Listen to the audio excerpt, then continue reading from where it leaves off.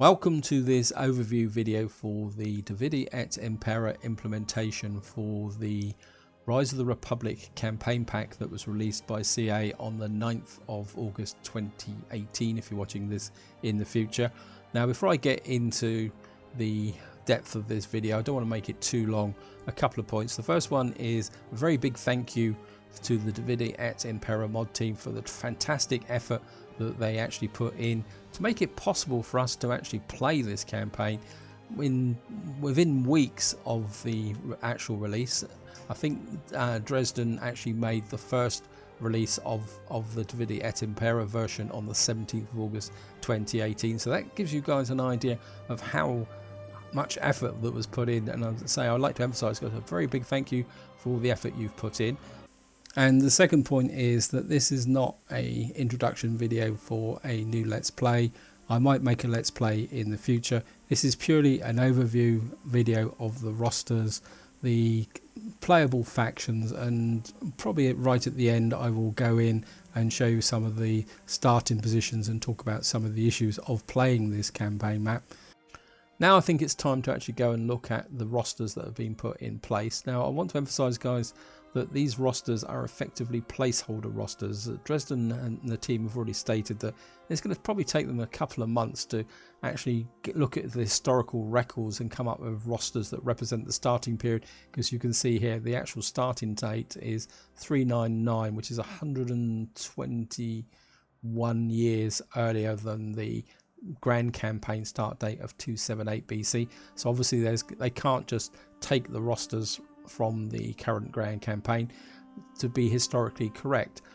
And what they've actually done is they've done the best they can to come up with some balanced rosters which will actually fit together and make the campaign playable.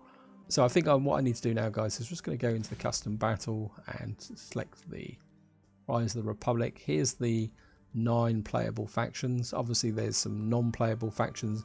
Chief amongst them is Carthage, which is a little bit upsetting for me. I'd love to have been able to play Carthage. I think it'd been fun to create a new history by conquering the Italian peninsula with the Carthage. Now what I will emphasize, guys, is having looked through these rosters, I get the impression, and correct me if I'm wrong, that these are rosters that have probably been taken from some of the non-playable factions, or they've been rosters from playable factions which have then been adjusted to try and provide a balanced experience for the campaign. And probably the best way to do this is if I go through the rosters by grouping. So obviously the Insubres are a Gallic tribe, and I think that's reflected in the roster here. I think it's interesting if you actually go across, if I click unit, if I got unit info, if I click unit info here, you will see that a lot of the elite units have been taken out, although the Oathsworn is there. And so there's no real major elite units in these rosters. I mean, we've got some there, we've got some reasonable cav. I mean, this is a pretty well balanced roster in its own right. I think the Gallic rosters are probably the nearest they will be to the final version. I think the real problem actually relates to the Greek states and the actual Roman civilization tribes. So that's the Insubres, as I say. I think you're fine. I mean, to me, it looks like it's playable as a Gallic faction. I mean, how historically correct it is, I don't know. I don't think the barbarian or Gallic tribes changed much over history in the way they fought, same except for maybe from when they adopted ideas from the Romans and the Greeks. But I think this is a fairly representative actual roster, and we're going to look at the the Sinones. And again, I think if you look at this, guys, I mean, don't get so much choice in here. I mean, you've got your actual melee clubmen, and we've got some clubmen heavy axemen. So we haven't actually got any swordsmen here. At least we got some cav. I think the Insubres didn't actually have a cav general. The Sinones have a cav general.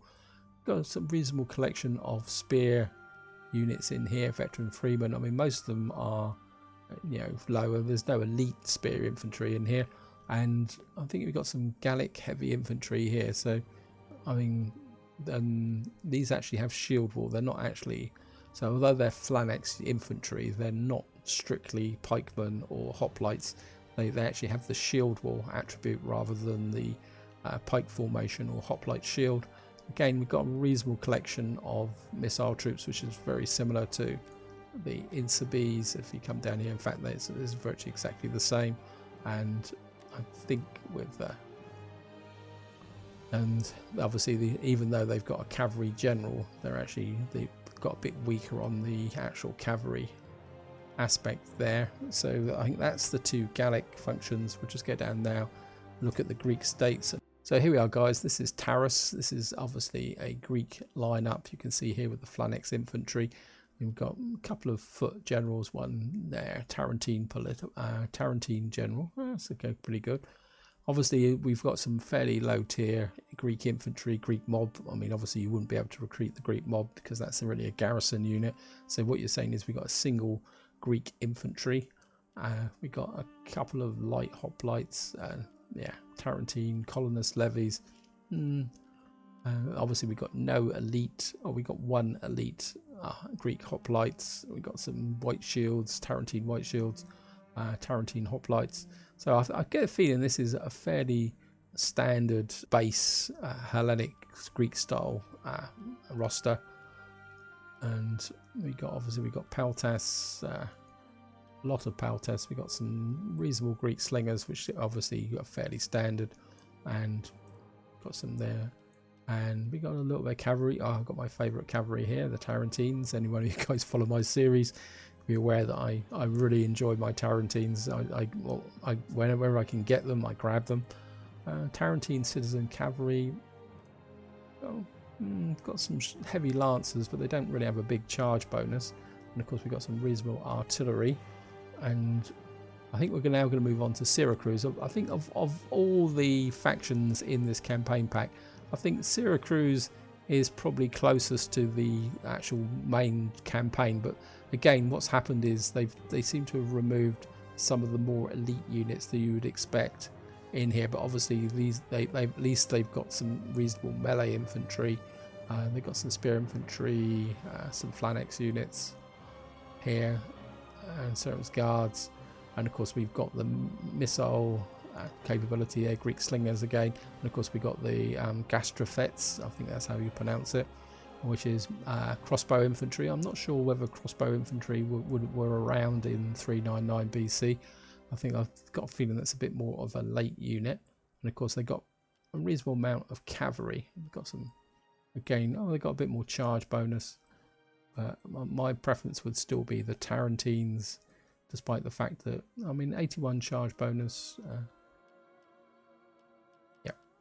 So that's the Greek roster. As I say, I think the thing you've got to accept with this campaign pack, until the mod team have been able to come up with the final rosters, that you're going to have to accept that the rosters could be a bit of a challenge. And I think if you're looking for a fully immersive experience, this may not be the time to actually play this. It might pay to wait. But if you just want to get in and play and all that, maybe this is the way to do it. Syracuse. Right, now what we're going to do is look at the Italian civilizations. And what we're going to do is look at Tarcuna first. Now this would be the Etruscan League, as in the Grand Campaign. And I think that looking at this, I would say that this is the roster from the actual Etruscan League, because when they've got some Italic swordsmen here, which is they're pretty good. Samite warriors, so they would cross over to the Samite faction. And we got some reasonable spear. Again, we've got hoplite units here, so we don't really have any pike units in here. Not quite. I've got some Italian slingers, fairly weak. Just melee cav, no shock cav, no missile cav. Yeah, again, it's a little bit of a restricted roster, but I think you could live with that. Now we're going to move on to Rome. Now, Rome is interesting, and I think if any of you guys want to play this campaign in Rome, I would strongly recommend that you actually wait. I certainly am going to wait, because the roster is pretty limited. I mean, you've got the one Camillian general bodyguard. I mean, he's pretty good. He's effectively the main cavalry here. You've actually got the Roman mob. Obviously, it's not recruitable, so there's no actual sword infantry. So what you're effectively playing with is early Astarte, releae, and we got two there. So we've got some early Hastati, some early Principes, but of course these are spear units. You've got a Phalanx unit there with hoplite capability, and we've got some Chameleon Vetral Maniple. I'm not sure Maniples were around, but again, bear in mind, guys, these are just temporary placeholder rosters. Yeah, we got there. Obviously, we got some Paltas cavalry. What I will say, guys, is that there's only seems to be one actually recruitable cavalry and the roster. When we get on the campaign map, I will show you that, in the sense that the other cavalry unit seems to relate to garrisons. So this is something else you need to be aware, that some of the units that are available in here are actually related to garrisons and not actually strictly recruitable. And the canine unit down here actually relates to the auxiliary units. It's slightly worrying that there's no other specials here, but I'm not sure whether if you can build the auxiliary barracks in other places, whether you'd get different troops, because of course the way the auxiliary barracks works in the Grand Campaign is that reflects the area of recruitment of where you build the auxiliary barracks. Anyway, I don't want to get into that too much. So that's the Italian civilizations.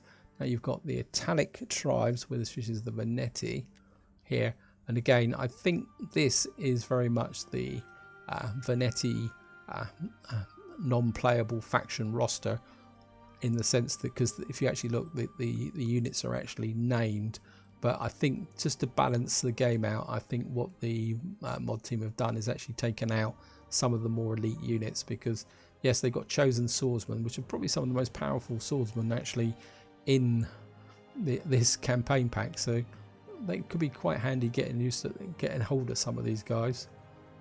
And spear units, and what we got here is some phalanx infantry, which I suppose, and they've got a hoplite capability, which is, I suppose, is technically correct in the sense that they're actually an Italic tribe as opposed to a true barbarian tribe. Got some bit of melee cav, yeah. Again, roster's a little bit short, but I don't think there's much we can do about it. And now we got the Samites. Oh. And again, you've got a cav general. They've got a couple of actual reasonable melee troops, and they've got some obviously some spear infantry. That'd be okay. You've got a single actual hoplite unit, which could be almost the backbone of the army. Actually, I think you could be using that as to absorb the shock of the attacking troops, I suppose. I mean, 55, they got armor 28. They got a bit of a charge bonus.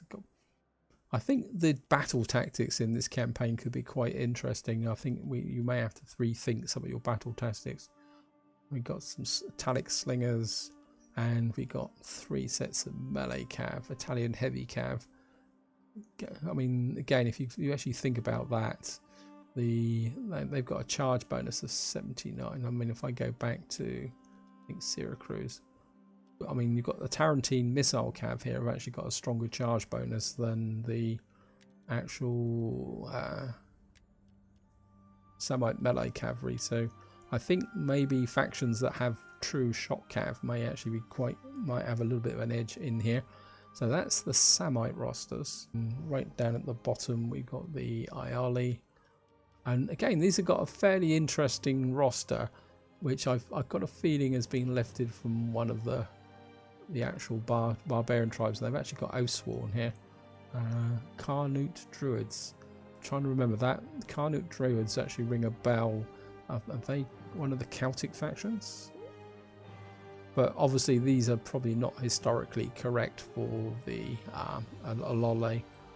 But again, I think in some ways I've got a feeling that the Iolei have been given a fairly strong roster, simply because they start in a slightly awkward position of being on the same island as Carthage, and obviously I can't show you the Carthage roster here, so I'd be interested to see what the Carthage roster actually looks like. But again, there's a fairly good, I mean, these guys, naked spear throwers, yeah. I mean, I'd be tempted to actually play this faction, actually, guys. I mean, they've got shield wall. I think this could be quite fun actually playing this faction, even though it's not historically correct. Right guys, that is the roster overview, and I know some of you guys are going to say, oh, they're historically incorrect. Well, given the short time period that this first release was made, it's quite understandable, and Dresden has emphasised that they are working on truly historical rosters in the future. Now, just to wind this section up, I've been looking at these rosters and trying to think of maybe a faction to play with a reasonable roster. I think Syracuse is probably a good one. I think the Iolei could be a reasonable one to play, especially as they're backed up against Carthage. I think if I was going to play Rome, I would wait for the proper roster to come out so that I get a true experience of what Rome is. Although if you guys want to have a go at Rome, what I will say is that don't forget area of recruitment, that you can actually support this roster as you can expand, but I would say that the start would be quite interesting. Right guys, I think that's enough on the roster. So what we're going to do is get back to the actual new campaign start. What I'm going to do is have a quick flip through all 9 factions, just show you where the starting locations are, talk a little bit about some of the starting conditions and victory conditions, and then I think what we'll do is we'll just jump in. I want to show you Rome because there's an interesting aspect about Rome. Maybe we'll have a look at the Iolei because of their interesting start. And that would be it. So let's get back to here. So of course we got the Insubries, and I'm not going to talk about these up here. These are obviously the cultural traits that go with the faction. And you can see the start year is 399. It says the starting challenge is easy. Now I've got a bit of a warning here guys. The definition of easy in this campaign pack seems to be relative, because I've watched some of the let's plays of people playing in the vanilla game, and especially when you get down in the heartland around Rome, it seems to be a fairly tough start, and partly because of the short distances, but I'll talk about that in a moment. Now the interesting ones are down here, is that the actual faction specific traits have been changed. So you can see the Insubries get the barbarian track plus 30 diplomacy to all factions. Now what every faction now has this it says here government actions, and these aren't changes in government as they are on the grand campaign. These are like special bonuses that you can kick off from time to time. Every faction has their own unique one. It says here, you can see the Insubries have government actions periodically ask the Council of Druids to assist in civil affairs. And what you do is you fire this, and actually you get some perks for a fixed period of time, and of course you've got to pay money, and then there's a cooldown period and you can fire it again. And if we just show here, it says here, obviously they flipped it around. It says government actions periodically ask the Council of Druids to predict the future of the Sinones warriors. I'm not exactly sure what that actually means. I mean, some of the descriptions are a bit abstract, so what it might pay for if you guys want to play a faction would be to go in and just have a look at it and get a feel for what these actually does. It says invaders' instincts are that the Sinones cannot occupy a settlement or sack or raise. Only sack or raise. So how would these people, what are their victory conditions then? I must admit I never looked at this. Sack and raise Rome. So he's completely control the following by direct ownership or through military allies. So what they're actually almost implying is that you've got to be able to conquer these areas, but by actually getting military allies. That could be an interesting actual gameplay strategy, especially if you can't expand. I mean, I think it might be worth having a look at those actually, guys. Greek states, obviously we got Taurus, and you can see the government action periodically employ court philosophers to write scientific treatises on the variety of effects. And it says government action periodically employ court philosophers. So it looks like Taurus actually has 2 options as government actions and no other faction traits. That's interesting. And these guys control 45 settlements. So obviously these guys got to control more factions. Syracuse mercenary connections can recruit otherwise inaccessible mercenary units.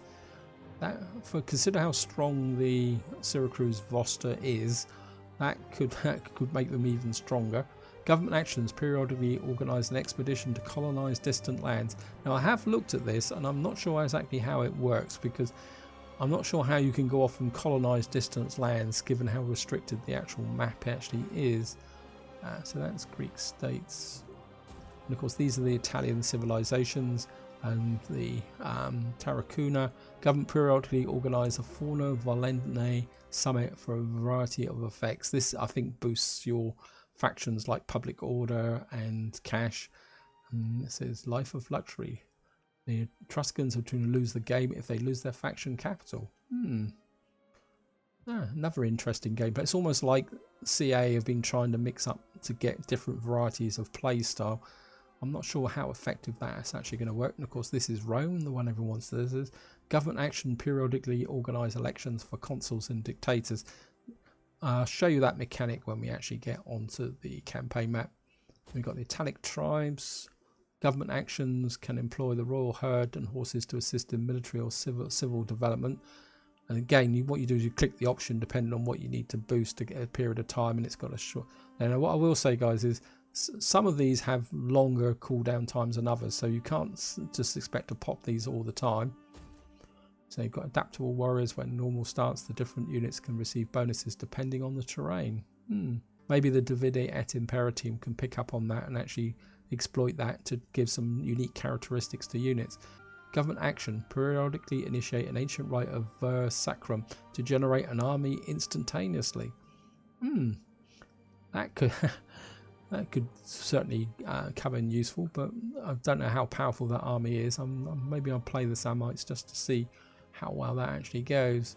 And then, of course, finally we've got the Iolei. Government action periodically hold a Sardinian tournament for a variety of positive effects. So again, this is one that probably fires more often than, say, the Samnite one, the raising an army, that actually can boost your economy. You're actually going to need it. Right, so I think what we're going to do now, guys, is we're just going to go in and play Rome. I'm going to skip all the entry video and the introduction because I just want to look at specific things. So I'll see you in a minute, guys, once I actually get on the campaign map. Welcome to the campaign map, and before we look at the specifics of Rome, I want to look at a couple of other things. The first thing I might as well show you guys is the overall campaign map. You can see the campaign map extends from what would be northern Italy up against the Alps, down through Italy itself to the boot of Italy. The eastern coast has no factions on it, so you don't have to worry about invasions from this side. Now you've also got Sicily onto the map, and you've got a single province down here on what would be the tip of Africa, which is controlled by Carthage. And you've also got the Balearic Islands here, which is Corsica and Sardinia. And Carthage actually owns a big chunk of this as well. And the other thing I want to draw your attention to, guys, is the density of the regions on the map. And there's also quite a wide difference between the number of regions in each province. So you can see Rome starts with a complete province but only contains 2 regions. The VA next to also have a province with 2 regions in it, but then you've got Latinum down here, which is a shared province with 4 regions. The sheer density of the map is quite important from the perspective when you play Divide Et Impera, and I think that's enough, guys, and we're just going to go back to the campaign map. And the reason I emphasize that is the fact that when you start off, these guys don't like you particularly very much. In fact, these guys are actually at war with us. They're actually at war, and these guys aren't particularly that friendly. You can see they're -95 hostile, and in many ways these are the bigger pain in the neck. The reason for that is that when you play the vanilla game, the standard way to deal with public order is to stick your army in the middle of the settlement. They add to the garrison and they can defend the city and have the public order. But of course, in Divide Et Impera, you've got the different stances, and the normal way to deal with public order here is to come out and stick your army into patrol. And you can see straight away now I've got a +2 public order. But, and this is a very big but, if I take this army off of patrol, you will see the movement range. This army can hit this settlement here, this settlement here. We can obviously go straight in against these guys who we're actually at war with. We can reach those, and we can even come bowling up here and hit this region here, which is great if you're on the offensive. But on the downside, and this is what happened, I did a little bit of test play, and what I actually did was I actually did do this because I was having real problems trying to control Rome. I'd only played about 5 turns. And then these guys were quite happily building up an army, and I wasn't paying attention with them because I was focused on these Yozos. And what they effectively did was They declared war on me, came running straight in, and of course what they did is they attacked this army which was in patrol, and they got ambushed. So there's a top tip there, guys, for Divide Et Impera. Be very careful to use when using your patrol stance. Be aware of where your enemies are, and even potential enemies are. When obviously if you're up here in this region, you can do it because an enemy army will take 2 turns, so you could put the army in patrol there, and then it would take an enemy army 2 turns to get to you. But be aware in these very crowded provinces, especially in this central heartland of Italy, that there is a risk and you can get ambushed. I think what we can do now, guys, is just going to have a look at the specifics of Rome. I don't want to dwell on this too much, but I do want to show you something quite interesting. Now, actually, it'd be easier if I explain the background first. If I come here, Rome, a long time ago, instead of changing government types, Rome has access to elections, which enable the appointment of consuls and or a dictator for a limited amount of turns. The city of Rome itself, although relatively young, is a very well defended, and capture of the fortified Capitoline Hills requires the enemy to defeat the Roman in 2 separate battles in order to capture the city.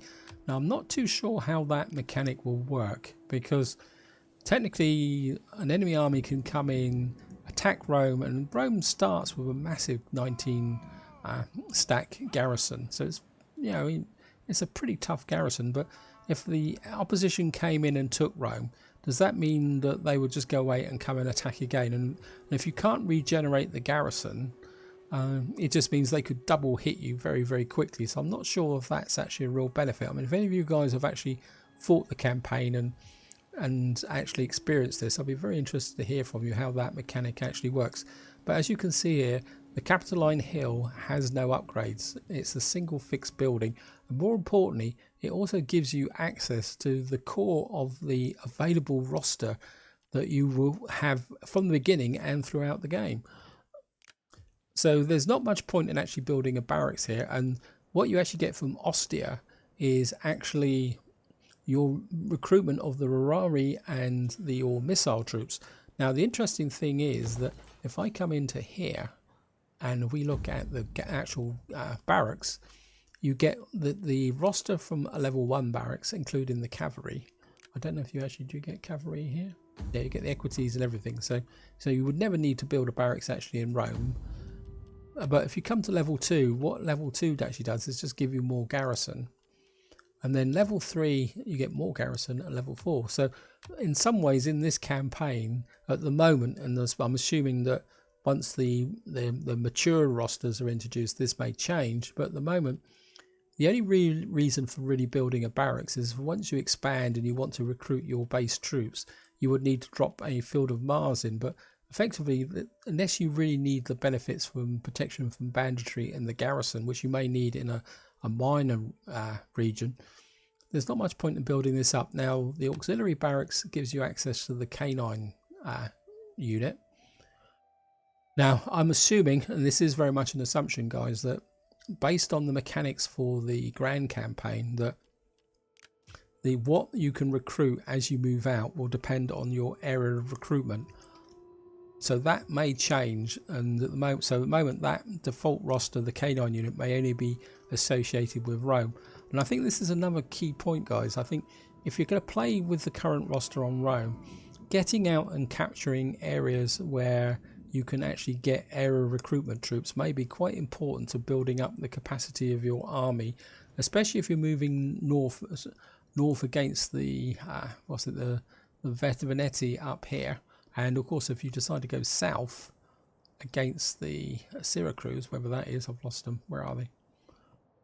Yeah, if you're going to come down here and fight Syracuse, which starts down here, I mean, these have got fairly tough rosters. So with your normal starting troops, so I think that could be a key element of the actual Roman campaign. I think that covers the military recruitment side, and I think just around this section off, I'm just going to come in here. Of course, this is the new family tree that was introduced as part of the Ancestral Update, and you can see in Rome these two roles are separated. This is the consular tribune, and this is actually the family leader. I think this is actually the faction leader. Now the thing I'm not so sure about is that if you now come to here and you look at elections, it says elect consuls. It says let the people of Rome elect those who govern them. That your top two gravitas generals become consuls, providing provincial bonuses and morale boosts for those for their armies. The effect lasts for 4 turns. If you come in here, this is you've got to have at least 2 characters with at least 20 gravitas and a career level of 2 or more. So you can't pop this very often. You can see it costs 1200 gold to do it, and there's an 8-turn cooldown. So this would last. So you could only really pop this every 12 turns, and it only lasts 4 turns. So this is, I'm not sure what the benefit of this would be. I suppose until you've actually popped it, you won't know what the real result is. I suppose it could be a good way of getting forward and actually trigger an army, and then you can get appointed a dictator. In times of crisis, one man must wield all the power in Rome. Select one of your 3 top gravitas generals. They will receive bonuses to their campaign movement speed, replenishment rate and morale, whilst improving the public order in all your lands. The effect will last for 2 turns. And what actually happens is that the available dictators appear across the top here, and then I suppose you collect there, and you can then, once you've got that, you can then apply it. I don't know. And this is strongman there, Marcus and Millers. I think I've just appointed the guy who was already in power, actually, I think. Oh no. So you can see now that is actually moved across to this guy here. So the actual trait moves now with the actual who's there. So he's a military tribe, war in Rome's true vocation. Gifted leader, so dictator. First amongst equals, but it doesn't actually tell you what benefits you're going to get from that. So he's the dictator, because there doesn't seem to be the faction leader trait that you used to get before. Maybe I should have checked before I popped that, but never mind.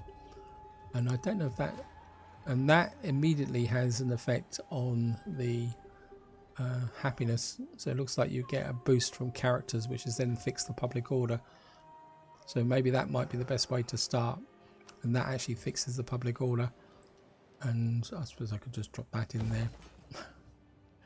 And let's have a quick look at research. I think I would probably go for Siege Workshop straight away, because that's at tier 1, better siege tactics. I think getting the Siege Workshop would be quite important, because obviously you're going to have to fight your way through here, and having siege equipment within your army would be quite important from that point of view. I don't think there's anything else here. I think a lot of this looks very familiar. Yeah. Probably getting dignitaries would be quite useful from the beginning as well. Right guys, I think that's enough of Rome. So I think what I'm going to do now is quit back to the main menu and come back as another faction. So I'll see you in a minute, guys. Welcome to the campaign map as the Iolei, it seems. I've obviously misread what I thought was a capital I is actually a capital L. Anyway, so apologies for that, guys. We're not going to spend too long on this map. I just thought I'd just show you the starting position, because obviously the Iolei start on the Balearic Islands and actually on Sardinia, right up against Carthage. That's probably a pretty interesting start. And I think Carthage would probably have to be the priority to try and get a foothold down here. Of course, you've got the main Carthage province down here, and I think Carthage has now actually got a region over there. So it's going to be a fairly interesting start for this faction. And the other thing I want to kind of have a quick look at is the recruitment options. Obviously, we could probably need to get a spy down here as quickly as possible to find out what's going on. And I think we'll start here. And that's quite interesting, because it's obviously they start with a single region in Iolei and a single region in Balearia. So I think trying to get this all consolidated could be a very, very intriguing, guys. So because obviously Carthage would want to push out against you very, very quickly. So what's the recruitment options here? Actually, let's have a quick look at this army. So he can actually recruit. So this, so this settlement actually gives you some reasonable base recruitment. It's actually interesting as well. Did I see it? Yeah, there's a baggage train there. So that's not cav, that's actual baggage train. This is also a minor settlement, so so basically you start with 2 minor settlements. And what do you get here? So you've got no cav at all you've got is a baggage train. So ooh, that could be painful. So we get so we get a recruitment center here, and obviously that's a route we can't. So you're gonna have to get to a tier 4 Hall of Champions to get artillery, so you're going to have to fight a lot of siege battles, so you're certainly going to need some troops that can hack through walls, especially if you're going to go against Carthage. And of course what you're going to need is the cav straight away, so you probably would build that straight away to get cav, because to destroy Carthage hoplites you're going to need cav to do the rear charges. So what you're probably looking at is a couple of cheap and cheerful armies to get stuck in straight away. And of course you've got no port as well, so you certainly would need to get down and get a port, because eventually the long-term goal would be to get over and invade the Italian mainland. I mean, I wonder what the victory conditions are.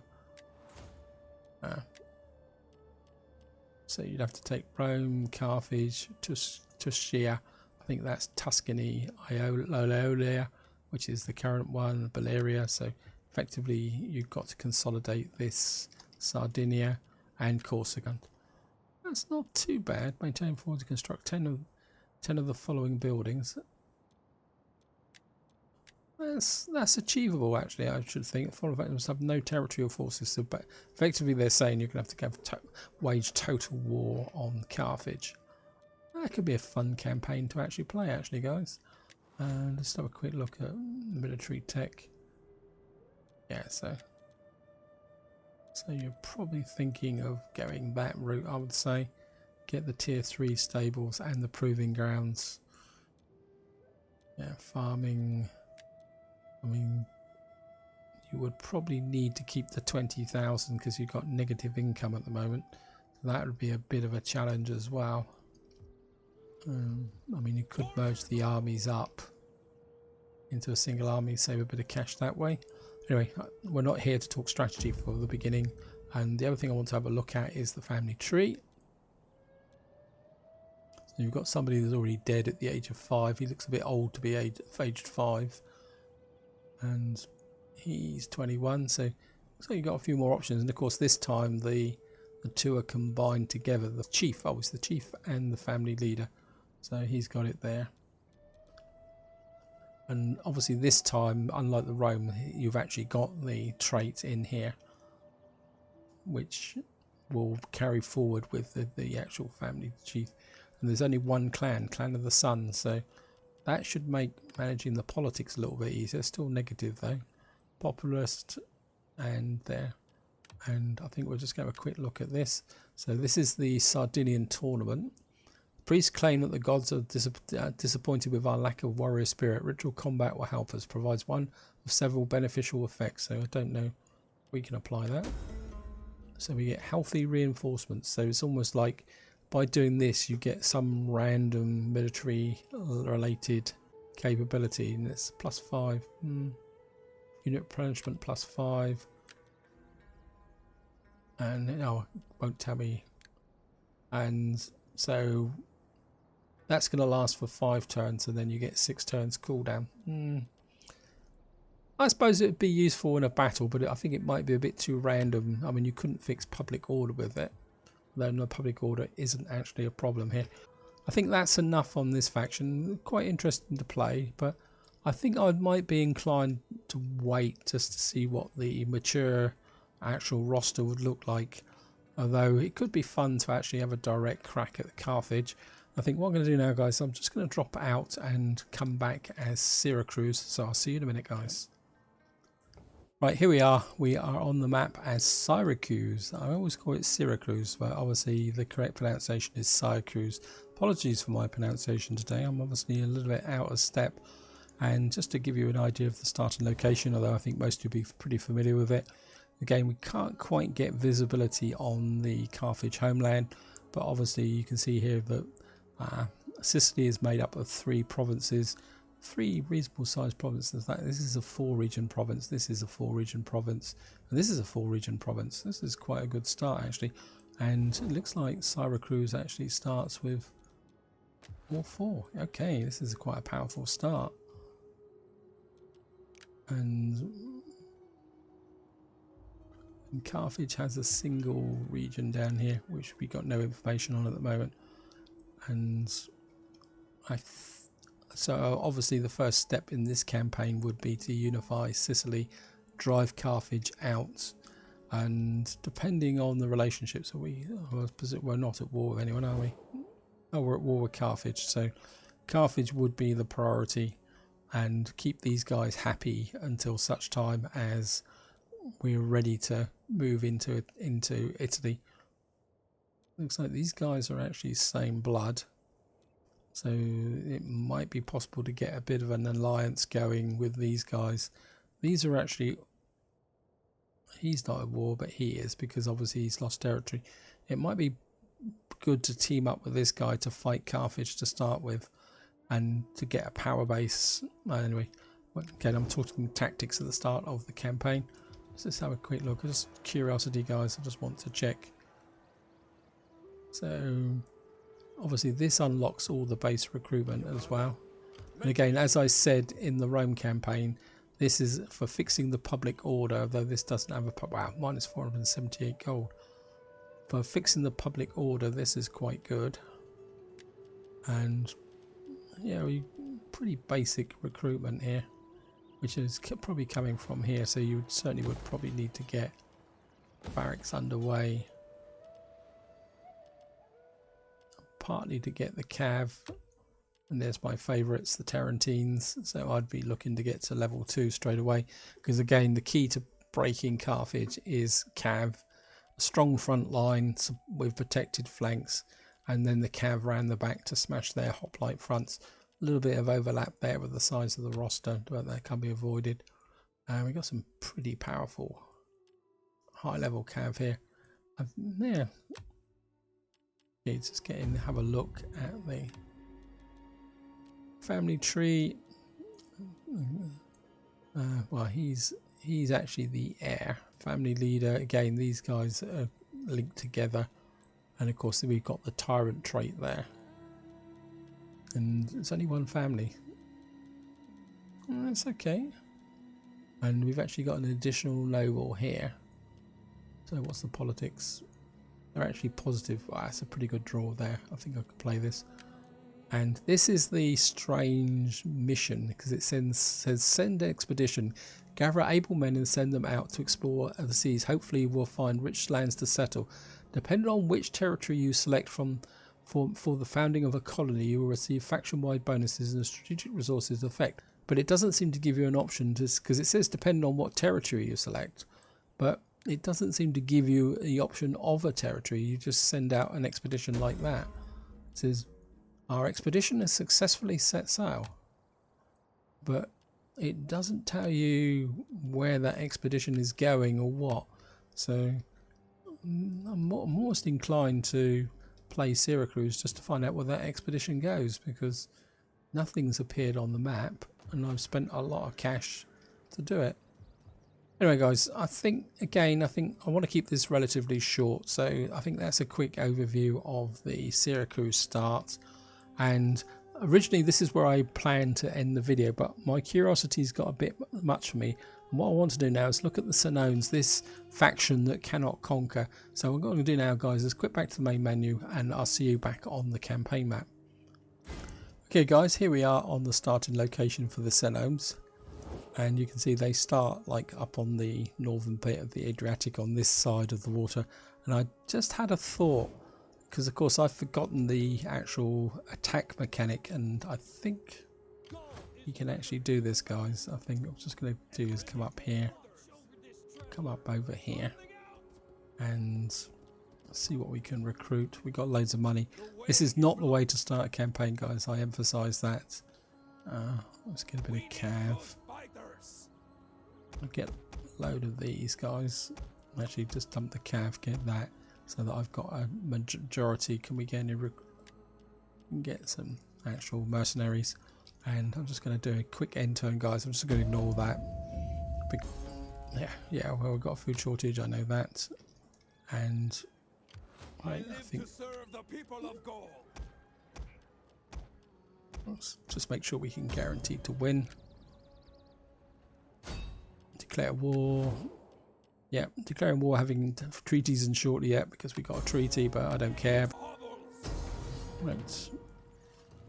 And we're just going to auto-resolve. Decisive victory. This is not the way to play the game, but never mind. Now, I know loot doesn't mean you get anything here. Population there. I think sack, you don't get anything, do you?